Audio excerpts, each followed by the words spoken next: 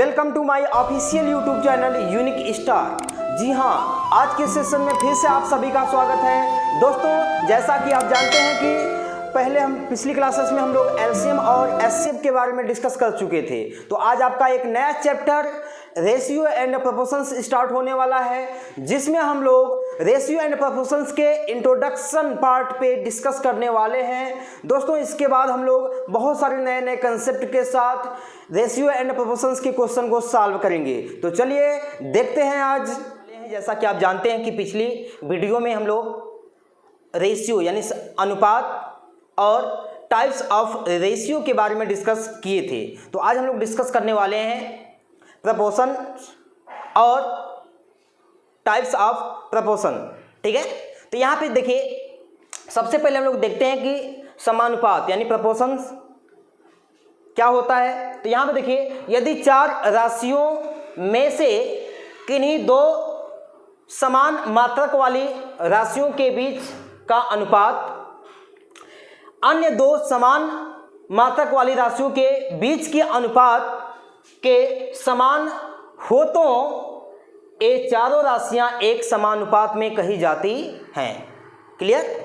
अब समानुपात को हम लोग इस सिंबल द्वारा या फिर इक्वल के सिंबल द्वारा क्या करते हैं, रिप्रेजेंट करते हैं। या इक्वल भी हम लगा सकते हैं या फिर इस सिंबल द्वारा भी रिप्रेजेंट करते हैं। तो देखिए, समानुपात दो वर्डों से मिलकर बना हुआ है। समान अनुपात यानी जब समान अनुपात होते हैं, जब दो अनुपात समान होते हैं आपस में, तो उन्हें हम लोग बोलते हैं समानुपात। क्या बोलते हैं? समानुपात। तो चलिए लेते हैं यहाँ पे चार राशियाँ ए, बी, सी और डी। चार राशियाँ हम लोग क्या किए, ले लिए हैं। क्लियर। अब देखिए, पहले दो समान मात्रक वाली राशियों के बीच का अनुपात यानी A:B प्रपोर्शन अंतिम दो राशियों के बीच का अनुपात यानी समान मात्रक वाली राशियों के बीच का अनुपात यानी C:D। पहले दो समान मात्रक वाली राशियों के बीच का अनुपात, अन्य दो समान मात्रक वाली राशियों के बीच का अनुपात जब आपस में क्या होते हैं, इक्वल। चाहे इस सिंबल का यूज कीजिए आप या फिर A:B is equal to C:D। यानी जब दो अनुपात आपस में क्या होते हैं, इक्वल होते हैं, तो उन्हें हम लोग क्या बोलते हैं, समानुपात बोलते हैं। और जैसा कि आप जानते हैं कि A:B अनुपात वाले वीडियो में हम लोग डिस्कस किए थे कि A:B इसको हम लोग दूसरी फॉर्म में भी लिख सकते हैं, A/B। तो यहाँ पर देखिए क्या है, A:B यानी A/B is equal to C/D। अब यहाँ पे देखिए, A/B इक्वल टू C/D। अब करेंगे क्या, क्रॉस मल्टीप्लिकेशन कर देंगे। तो देखिए, B into C is equal to A/D। यहाँ पे हो जाएगा BC is equal to AD। तो देखिए, एक रिलेशन मिल रहा है जब चार राशियाँ दी गई हों और वह क्या हो, एक प्रपोर्शन में हो यानी समानुपात में हो।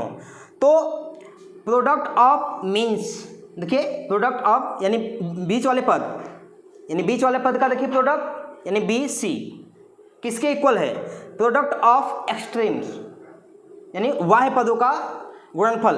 ये दोनों आपस में क्या होते हैं, इक्वल होते हैं। तो यहाँ पर हम लोग लिख सकते हैं, यहाँ पर आपको एक रिलेशन मिल गया। जब चार राशियाँ एक समानुपात में हो तो क्या होता है, product of means is equal to product of extreme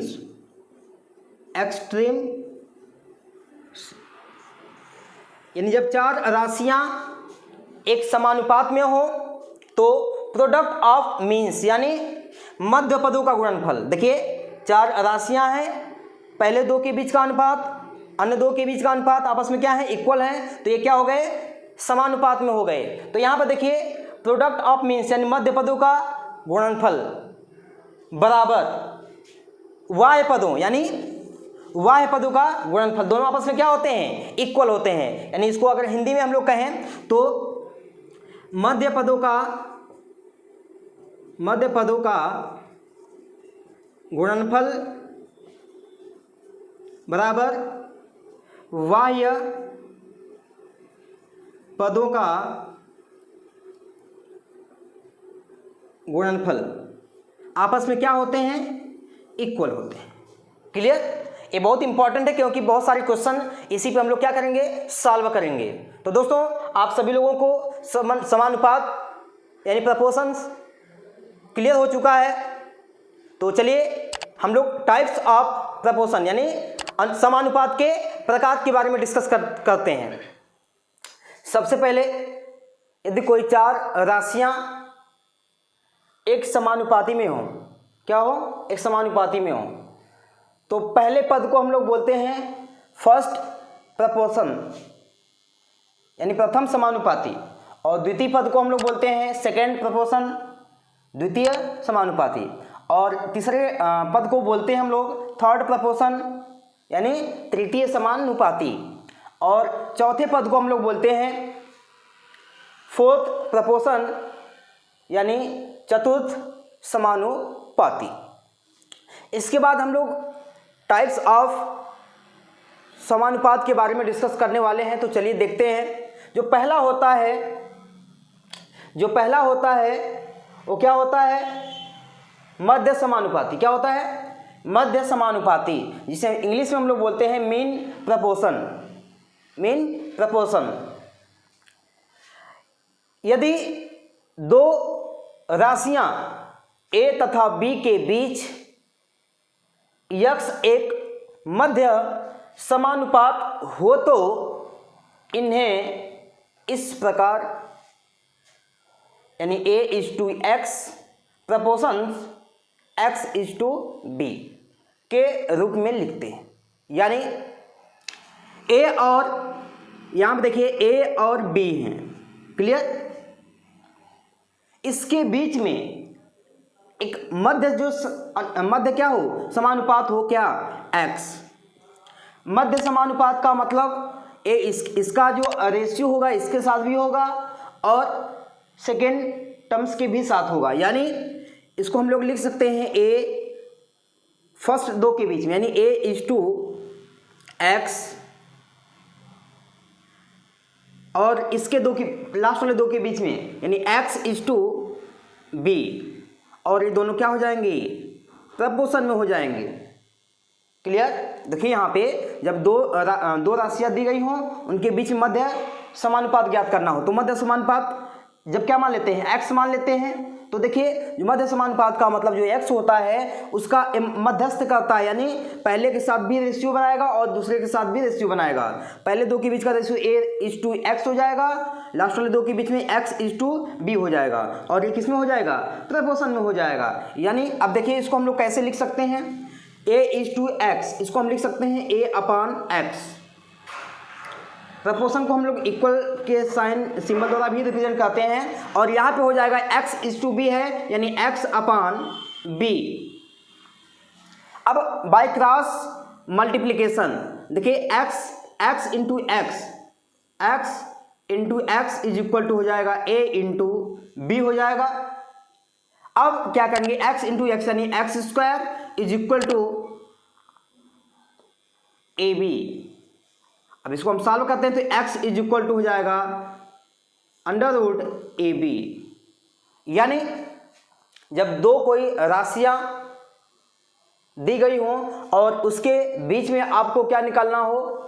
मध्य समानुपाती ज्ञात करना हो तो क्या करेंगे? उन दोनों राशियों का जो गुणनफल होगा, उन दोनों राशियों का जो गुणनफल होगा उसका स्क्वायर रूट यानी वर्गमूल निकाल देते हैं। वही क्या होता है? उन दोनों राशियों के बीच का मध्य समानुपाती। तो मध्य समानुपाती ज्ञात करना होगा तो उसके लिए ये आपका कंसेप्ट है। क्लियर है? अब देखिए अगला देखते हैं हम लोग तृतीय समानुपाती। इसको हम लोग इंग्लिश में बोलते हैं थर्ड प्रपोर्शन। यदि ए तथा बी के बीच का तृतीय समानुपात यानी तीसरे स्थान पे तृतीय समानुपात क्या हो, x हो, तो इन्हें समानुपाती के रूप में A:B प्रपोर्शन B:X क्या करते हैं, दर्शाते हैं इसके रूप में। क्लियर। तो देखिए यहाँ पे A और B कोई दो राशियां हैं, इनके बीच का थर्ड प्रपोर्शन का मतलब कि तृतीय पद मानना पड़ेगा हमें। मान लेते हैं कि थर्ड प्रपोर्शन जो होगा इसका तृतीय समानुपात क्या होगा, x होगा। क्या होगा, x होगा। दो पद दिया ही है, तीसरा समानुपाती हमें लोग से पूछ रहा है, तो तीसरा समानुपाती क्या मान लेते हैं, x मान लेते हैं। क्या कर लेते हैं, x मान लेते हैं। तीसरा स्थान की बात किया तो तीसरे स्थान पे ही मानेंगे, दो प्लेस तो दिया ही है, दो स्थान दिया है यानी दो राशियां दिया है तो दो प्लेस तो हो ही जाएगा। तीसरा स्थान हमें पता नहीं है, तीसरा समानुपाती पता नहीं है, तो तीसरा का मान लेंगे, x मान लेंगे। क्लियर। अब क्या करना है, अब वही सेम कंडीशन, पहले दो के बीच में क्या करेंगे, रेशियो निकालेंगे। यानी इसको हम लिख सकते हैं A:2, क्योंकि ये सब क्या है, समानुपात में है, नहीं प्रपोर्शन में है। तो पहले दो के बीच का जो रेशियो होगा A:B, अंतिम दो के बीच में क्या होगा, B:X, और यह किस में है, प्रपोर्शन में है। क्या है, प्रपोर्शन में है। अब क्या करते हैं, इसको सॉल्व कर लेते हैं। हम इसको लिख सकते हैं, A:B को लिख सकते हैं A/B लिख सकते हैं। इस प्रपोर्शन को हम लिख सकते हैं इज इक्वल टू, और यहाँ पे B:X को लिख सकते हैं B/X। क्लियर है। अब देखिए क्रॉस मल्टीप्लिकेशन करेंगे तो A:X इज इक्वल टू क्या हो जाएगा, B:B। अब इसके बाद देखिए A:X यानी AX हो जाएगा इज इक्वल टू B², यानी X इज इक्वल टू क्या हो जाएगा, देखिए यहाँ पे हो गया A:B प्रपोर्शन B:X। इसके बाद देखिए अब जानते हैं कि A:B को हम लोग क्या लिख सकते हैं, A/B लिख सकते हैं। प्रपोर्शन को हम लोग इसको हम लोग क्या लिखते हैं, इक्वल टू भी लिख सकते हैं, इज इक्वल टू क्या हो जाएगा, B:X को लिख सकते हैं B/X। क्लियर। अब क्या करते हैं, क्रॉस मल्टीप्लिकेशन कर देते हैं। A:X इज इक्वल टू हो जाएगा B:B यानी यहाँ पे हो जाएगा AX इज इक्वल टू हो जाएगा B²। क्या हो जाएगा, B², यानी X इज इक्वल टू हो जाएगा B²/A। क्लियर। यानी यहाँ पे आपका क्या निकल गया, तृतीय समानुपाती यानी थर्ड प्रपोर्शन निकल गया आपका। यानी x को ही हम लोग क्या माने थे, थर्ड प्रपोर्शन, तो third proportion x is equal to क्या आ गया, B²/A। यानी जब कोई दो राशियां दी गई हो, उनका क्या पूछे आपसे, थर्ड प्रपोर्शन पूछे। क्या पूछे, थर्ड प्रपोर्शन पूछे। तो जो दो राशियां दी गई हैं A और B, यहाँ पर देखिए दो राशियां A और B दी गई हैं, तो उसका थर्ड प्रपोर्शन निकालना होगा। तो दूसरे पद का वर्ग करके पहले पद से डिवाइड करते हैं। देखिए A और B दो पद है, यानी दूसरे पद का वर्ग यानी B का वर्ग, और पहले पद से क्या करते हैं, डिवाइड कर देते हैं, तो हमारा क्या निकल जाता है, थर्ड प्रपोर्शन यानी तृतीय समानुपाती निकल जाता है। तो यहाँ पर क्लियर हुआ आप सभी लोगों को कि तृतीय समानुपाती क्या होता है और कैसे हम लोग इसको सॉल्व करेंगे। क्लियर। अब नेक्स्ट देखते हैं चतुर्थ समानुपाती, इसको हम लोग बोलते हैं फोर्थ प्रपोर्शन। अब इसमें क्या है कि यदि तीन राशियां A B C हो, इन तीन राशियां दी गई हैं A B C हो, जिनका चतुर्थ समानुपाती x हो, तो इन्हें समानुपाती के रूप में A:B प्रपोर्शन C:X क्या करते हैं, दर्शाते हैं इसके रूप में। क्लियर। यानी तीन राशियां आपके पास दी गई रहेंगी, चौथी राशि पता नहीं है, यानी चौथा राशि यानी चौथा समानुपात ही आपको निकालना है। तो ऐसे कंडीशन में हम लोग करते क्या है, आपके पास देखिए यहाँ पे A B C 3 राशियां आपको दी गई हैं, चौथा प्रपोर्शन यानी चौथा समानुपाती आपको पता नहीं है, तो चौथा समानुपाती क्या मान लेते हैं, x मान लेते हैं। क्लियर। इसके बाद देखिए आपको करना क्या है, पहले दो के बीच में रेशियो यानी A:B हो गया, अंतिम दो के बीच में रेशियो C:X हो गया, और ये सब क्या है, प्रपोर्शन में है, तो ये क्या हो जाएगा, प्रपोर्शन हो जाएगा, यानी A:B प्रपोर्शन C:X। अब इसको देखिए हम लोग क्या सॉल्व कर लेते हैं। A:B को हम लोग क्या लिख सकते हैं, A/B इज इक्वल टू, क्योंकि प्रपोर्शन को हम लोग इज इक्वल टू के सिंबल से भी डिनोट करते हैं, यहाँ पे C:X है तो C:X को हम लिख सकते हैं C/X। अब देखिए क्रॉस मल्टीप्लिकेशन करेंगे, यहाँ पे क्रॉस मल्टीप्लिकेशन करेंगे तो क्या हो जाएगा, A/X इज इक्वल टू हो जाएगा B/C। देखिए A/X इज इक्वल टू हो जाएगा B/C।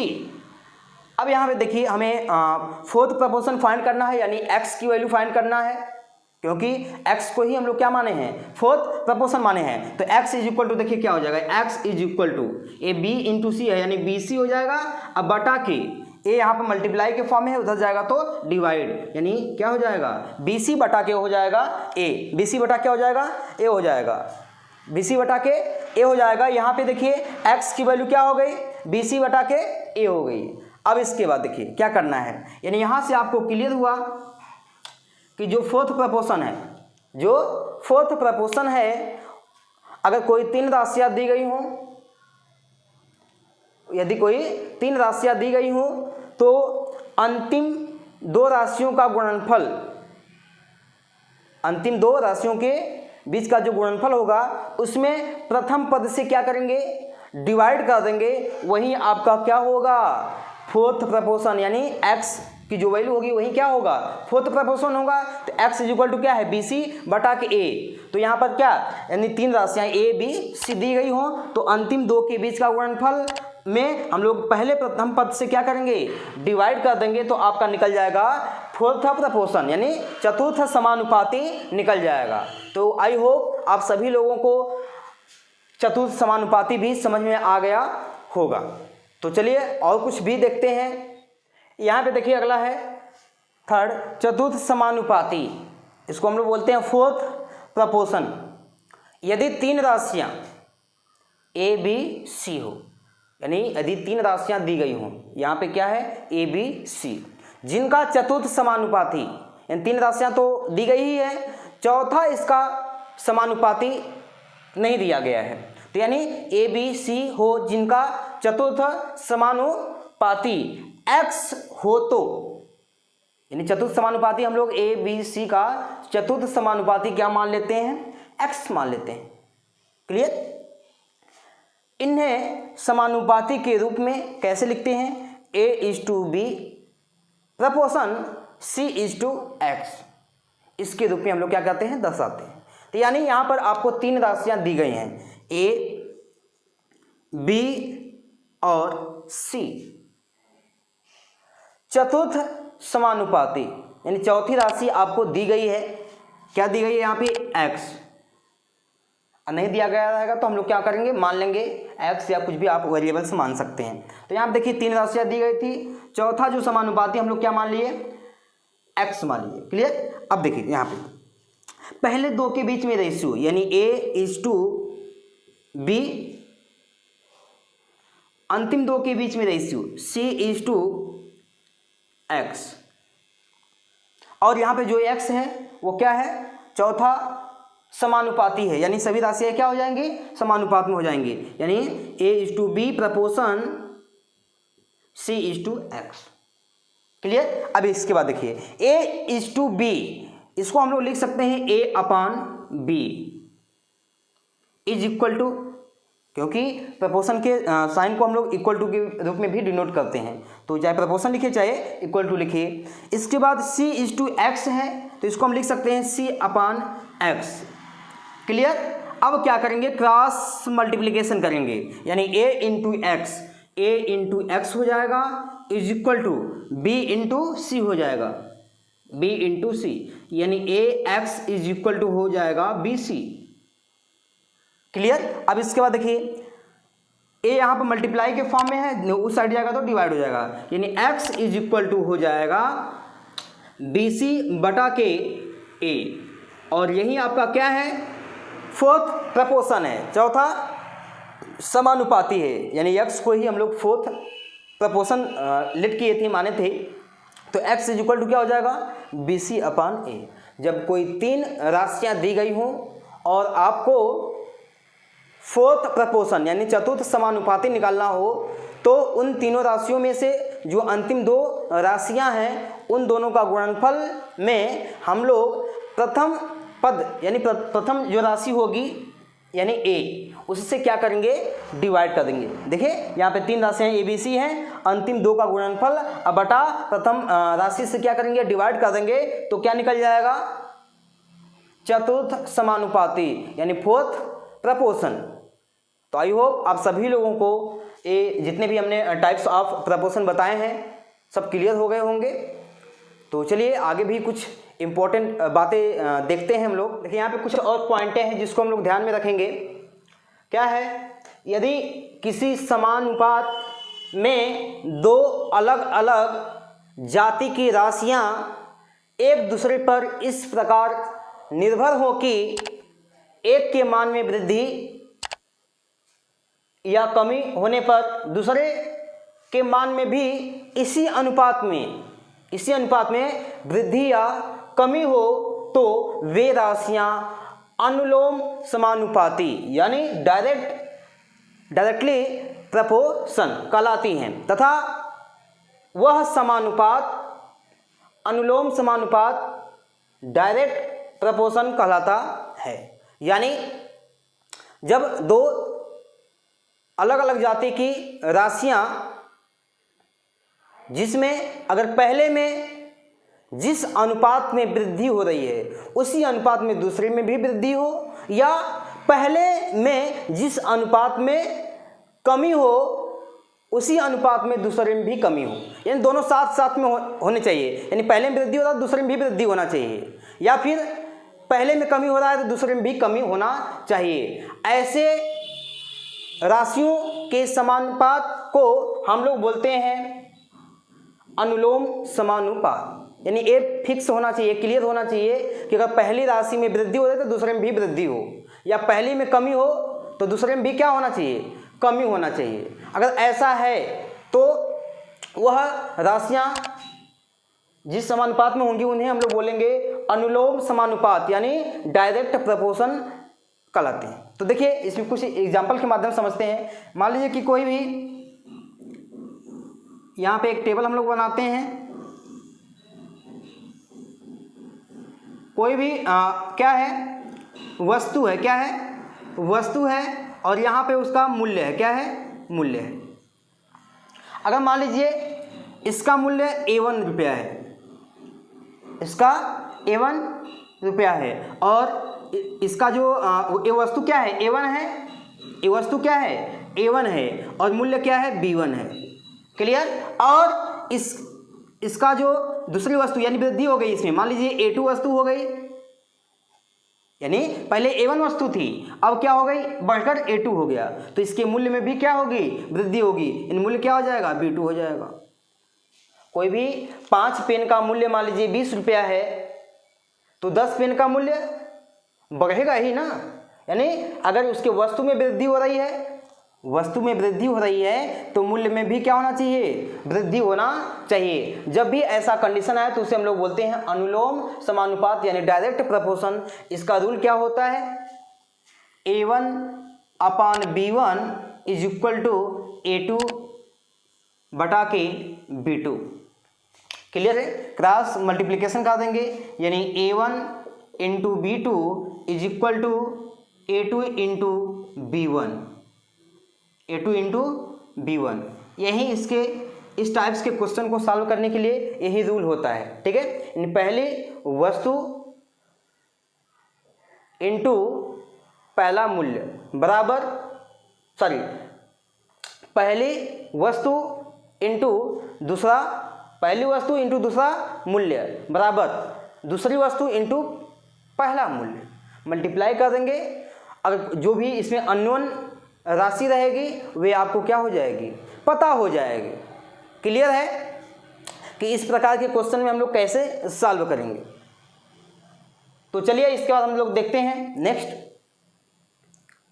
यदि किसी समानुपात में दो अलग अलग जाति की राशियां एक दूसरे पर इस प्रकार निर्भर हों कि एक के मान में वृद्धि होने पर दूसरे के मान में कमी या वृद्धि उसी अनुपात में हो तो वे राशियां विलोम समानुपाती मीन्स इनडायरेक्टली प्रपोर्शन कहलाती हैं तथा वह समानुपात विलोम समानुपात इनडायरेक्ट प्रपोर्शन कहलाता है। यानी जब दो अलग अलग जाति की राशियां दी गई हों, पहले राशि में यदि वृद्धि हो रही है तो दूसरी राशि में क्या होनी चाहिए, कमी होना चाहिए, या पहले में कमी हो रही है तो दूसरे में वृद्धि होना चाहिए। यानी अलग अलग, यानी एक में वृद्धि तो दूसरे में कमी, यानी पहले में कमी तो दूसरे में वृद्धि। इस प्रकार का जब भी आपको समानुपात मिले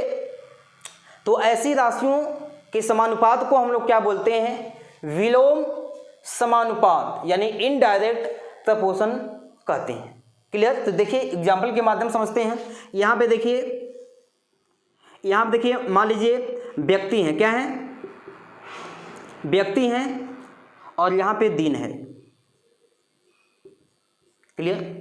अब यहाँ पे मान लीजिए पहले शुरुआत में A1 व्यक्ति थे, किसी काम को B1 दिनों में कर रहे थे।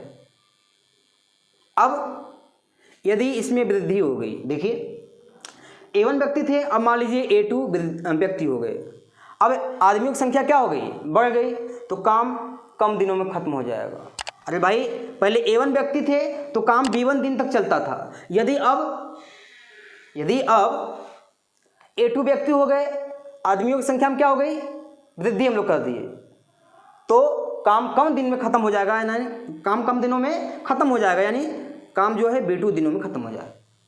यानी अगर सपोज अगर एग्जाम्पल के माध्यम से समझा जाए, अगर 20 आदमी हैं, 20 आदमी किसी काम को मान लीजिए 5 दिन में कर रहे हैं, अब हम लोग 30 आदमी ला दिए, आदमियों की संख्या बढ़ा दिए, तो काम क्या होगा, जल्दी खत्म हो जाएगा। क्या हो जाएगा, जल्दी खत्म हो जाएगा। तो देखिए आदमियों की संख्या में वृद्धि हो रही है तो दिनों की संख्या में क्या होगी, कमी होगी। पहले 5 दिन में होता था, अब कम ही दिन में समाप्त हो जाएगा, क्योंकि आदमियों की संख्या क्या हो गई, ज़्यादा हो गई। तो इस प्रकार के क्वेश्चन में हम लोग क्या लगाते हैं, विलोम समानुपात। तो यहाँ पर होता क्या है, अगर व्यक्ति A1 है, B1 दिन में काम समाप्त हो रहा है, फिर आदमियों की संख्या में वृद्धि, यानी आदमी अब कितना बढ़ के हो गए, A2, तो दिनों की संख्या घट जाएगी, यानी B2 दिन में ही क्या हो जाएंगे, खत्म हो जाएंगे। तो यहाँ पे देखिए इसके लिए रूल क्या होता है, A1 into B1 is equal to A2 into B2।